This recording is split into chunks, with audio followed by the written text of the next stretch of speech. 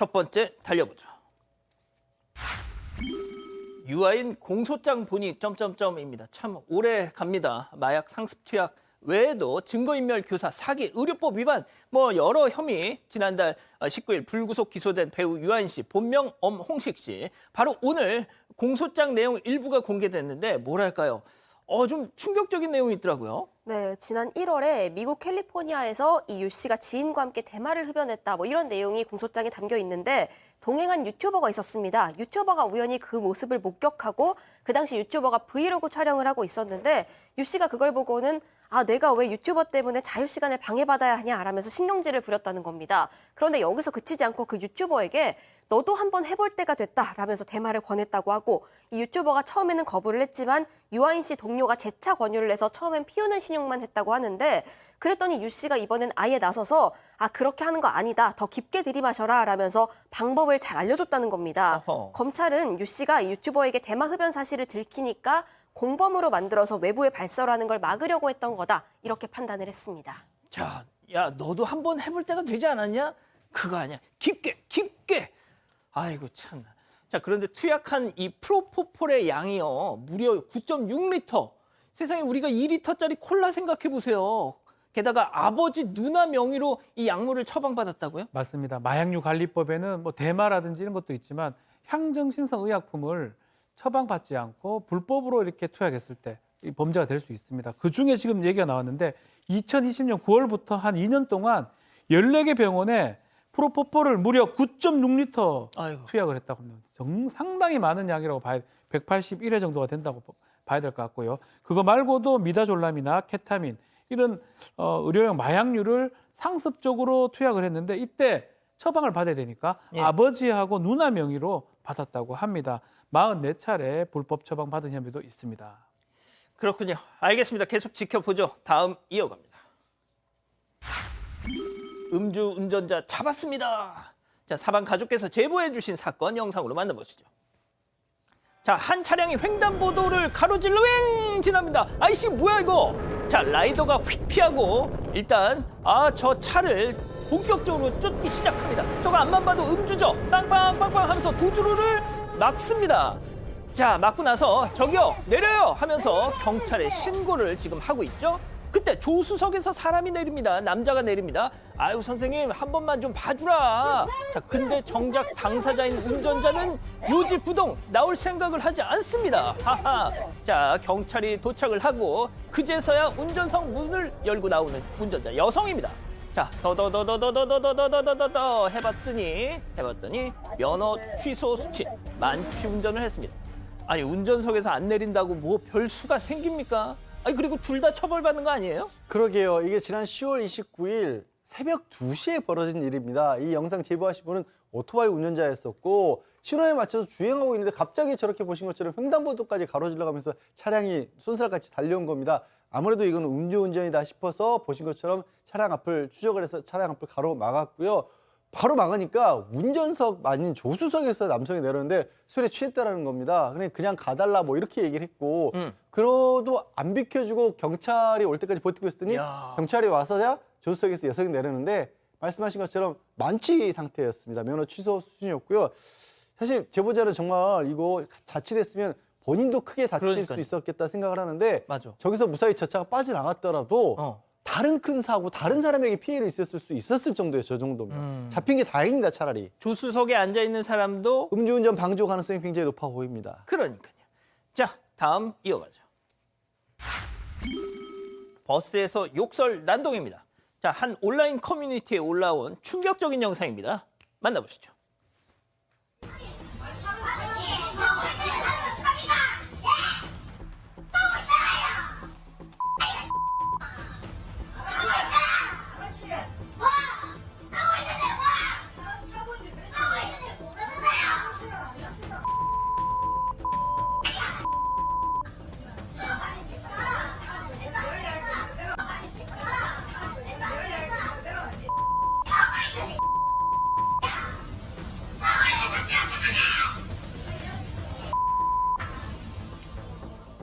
아이고 세상에. 교수님, 아, 이렇게 찰진 욕설은 또 오랜만에 들어봅니다. 예, 그러니까 이제 한 온라인 커뮤니티에 올라온 영상인데요. 말다툼이 어떤 식으로 시작이 됐는가는 알려지지 않고 있습니다. 그런데 뭐 상황을 보니까 승객이 탑승을 하는 중에 이제 버스가 출발하려고 한 것 같고 바로 그 여성이 이제 버스 기사에게 화를 내면서 저렇게 욕설과 폭언을 갖다가 퍼본 건데요. 다른 뭐 승객들이 이제 그 말리면서 부르니까 오히려 더 흥분을 하면서 그 승객에게도 이제 욕을 했는데 지금 아가씨라고 얘기를 하는 걸 보니까 좀 젊은 여성 같습니다. 결국 이제 뭐 저 일행으로 보이는 사람이 이제 그 이 여성을 갖다 제지를 하고 끌어내리는데 그럼에도 불구하고 폭언을 갖다 멈추지 않고 있다라고 하는 것인데요. 아마 이제 그 평소에 내면의 어떤 그 분노 같은 것이 상당히 쌓여 있는 그런 상황이 아닌가라고 생각이 들고요. 어쨌건 저 여성 같은 경우는 화는 남을 태우는 불이 아니라 자신을 태우는 불이다라고 하는 것을 좀 명심할 필요가 있는 것 같습니다. 그렇게 깊은 뜻이 좋습니다. 다음 이어가죠. 갖은 속임수로 슬쩍입니다. 이번에도 사방 가족께서 제보해 주신 황당한 사건인데요. 영상 만나보시죠.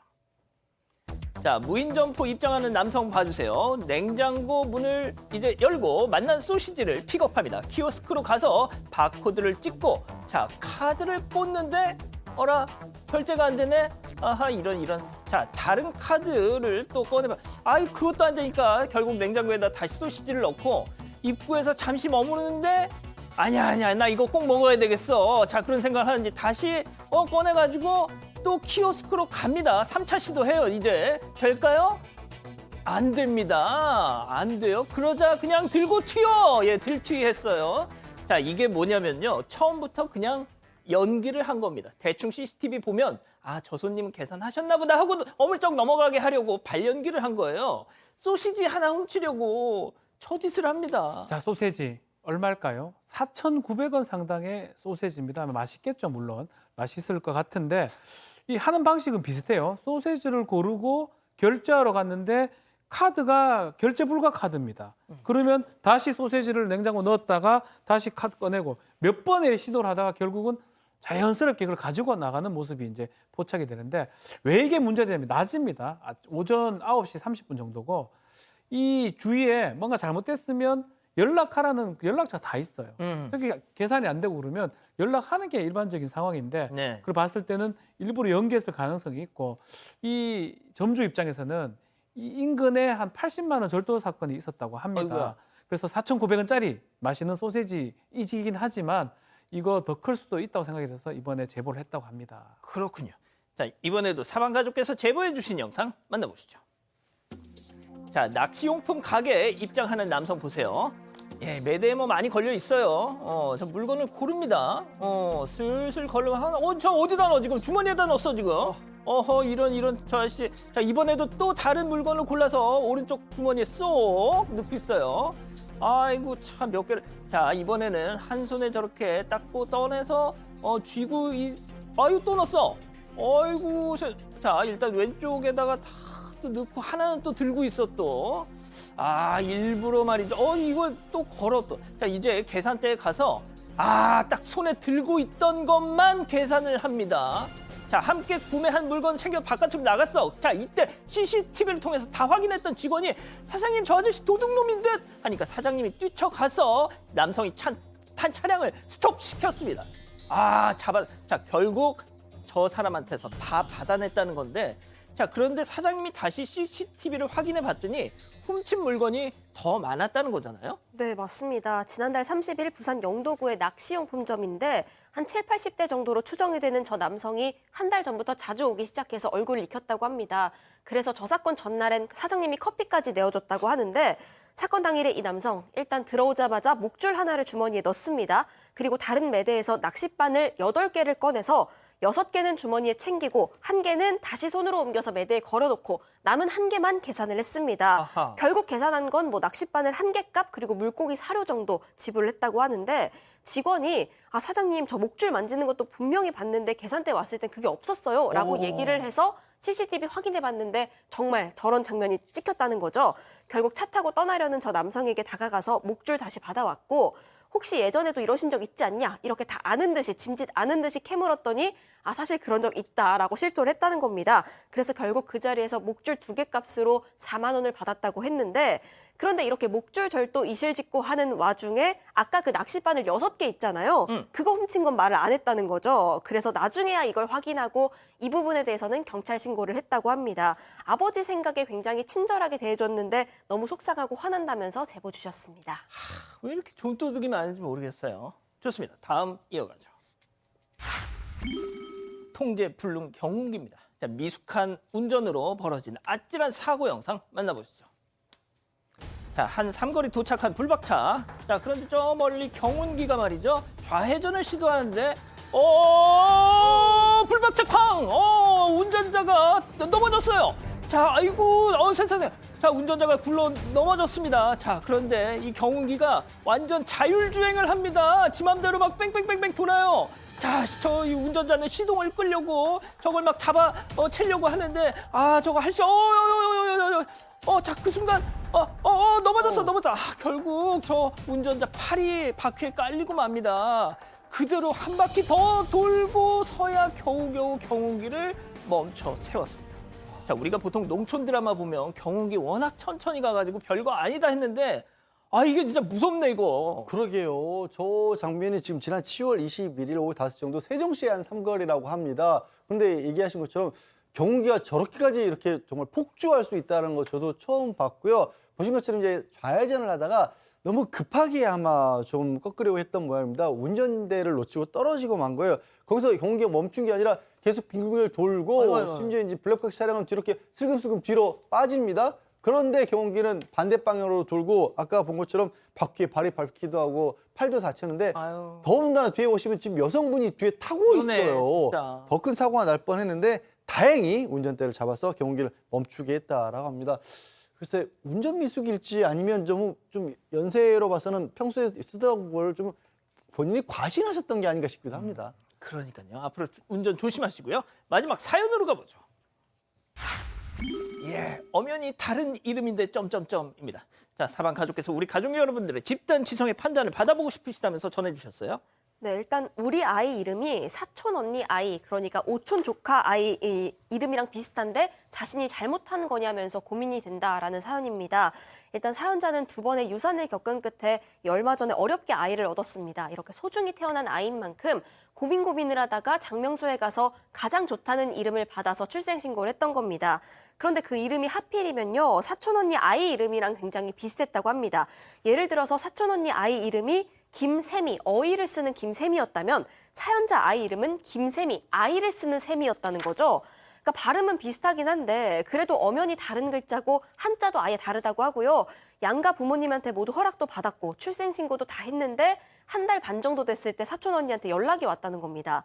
이 언니가 성도 같은데 이름까지 같아버리니까 너무 당황스럽다. 미리 얘기라도 해줬으면 몰라도 나중에 듣고 나 너무 놀랐다라고 얘기했다는데 사연자는 뭐 발음 같다고 해서 사촌 언니한테 얘기하고 미리 상의할 일은 아니라고 생각을 하고 또 집안 어른들 의견도 충분히 들었다는 입장입니다. 그런데도 사촌 언니는 앞으로 우리 이제 얼굴 보기 힘들 것 같다라면서 사실상 남남처럼 지내자는 선언까지 해버렸는데 이 사연자는 정말 자신이 그렇게 잘못한 거냐면서 잘 모르겠다, 억울하다라는 입장입니다. 아이 이름을 오촌 조카랑 비슷하게 지은 게 잘못한 거냐면서 이렇게 사연 보내주셨습니다.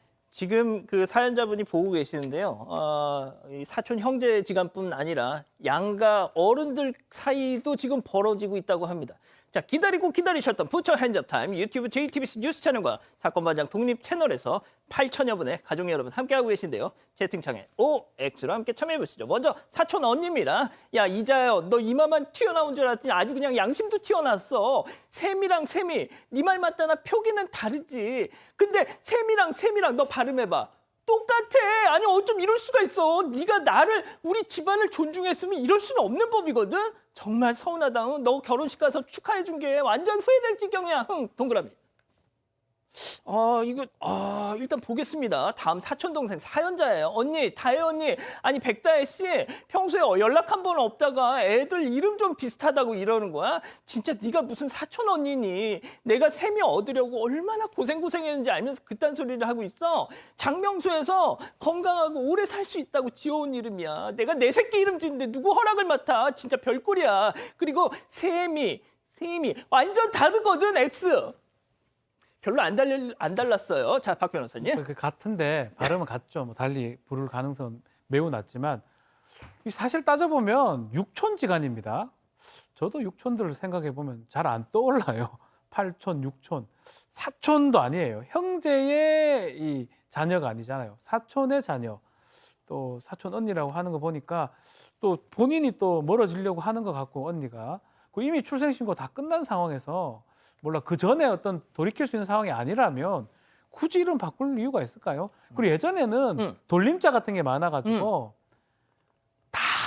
다 있거든요. 그럼 쓸 게 없어요. 아, 진짜. 그렇다면 뭐 중복된이 되게 많습니다. 아, 정말요? 저희 저희가 박준 저희 아버지 돌림자가 예. 박준 1, 박준 2, 박준 3, 박준 4, 박준 5, 박준 6 다 있거든요. 아, 진짜. 그 동네에. 그러니까 할 게 없습니다. 어. 그때는 그렇게 살았는데 굳이 예민하게 반응할 필요 있을까 싶어요. 자, 교수님. 별거 아닌 거 가지고 인간관계 끊는 방법이 여러 가지가 있다는 걸 제가 오늘 깨달았는데요.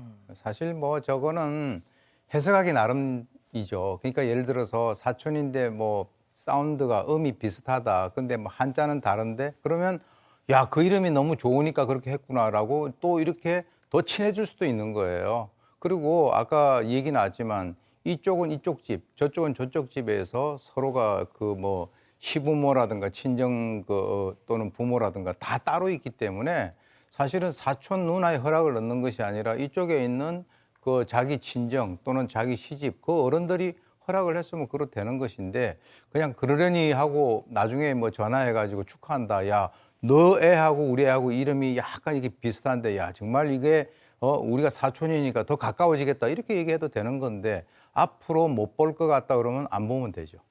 자, 양 변호사님. 이름 비슷한 사람들은 많죠. 아까 저 깜짝 놀랐던 게 양이과가 처음에 우리 사연 보내신 분들 이름 쫙 부르잖아요. 제 동생 이름이 나오는 거예요. 그래서 진짜? 아니 제가 왜 거기가 했지? 아니겠지 싶었는데 그리고 저는 생각해 봤을 때 이 사촌 언니분이 이 일을 처리하는 과정에서 뭔가 사촌 언니의 감정을 건드린 부분이 있었을 것 같아요. 이름이 같다는 이유 하나만으로 그런 건 같지는 않고 좀 그걸 좀 찾아내셔서 물어보셔서 진짜 언니 왜 그렇게 화가 난 거야라고 한번 좀 풀어보시면 어떨까. 오늘 교수님 말씀하신 것처럼 오히려 육촌지간의 이름 같으면 언니랑 나랑 이름도 같아 이렇게 아이들끼리 더 좋아할 수도 있을 것 같은데 뽕은 어딘가 틀어진 것 같아요. 그거 좀 풀었으면 좋겠어요. 안타깝습니다. 그래서 이제 사연자께서 그 사촌 언니분하고 주고받은 카톡 이 스크린샷도 보내주셨어요. 근데 그걸 저희가 뭐 이렇게 보여드리진 않겠습니다만. 근데 서로 약간 좀 그 냉랭한 기운이 화면 밖으로 이렇게 전달이 되더라고요. 우리 가족 여러분들은요? 네, 일단 썬H님, 뭐 사촌도 아니고 육촌 간 이름 비슷한 게 큰 문제가 될까요? 하셨고요. 초보집사님, 우리 집안은 민정이만 3명입니다 하셨습니다. 최은희님, 모일 일 있으면 큰 셈이 작은 셈이 이렇게 부르면 되죠. 혈육간에 그러는 거 아닙니다. 이런 의견 주셨는데요. 서둘남님, 이름도 모르고 살아온 사이면 몰라도 나 같으면 내가 먼저 피해서 짓겠다. 박정희님, 보통 장명소에서 3개 중에 선택하라고 하는데 굳이 같은 이름으로 이런 의견도 있었습니다.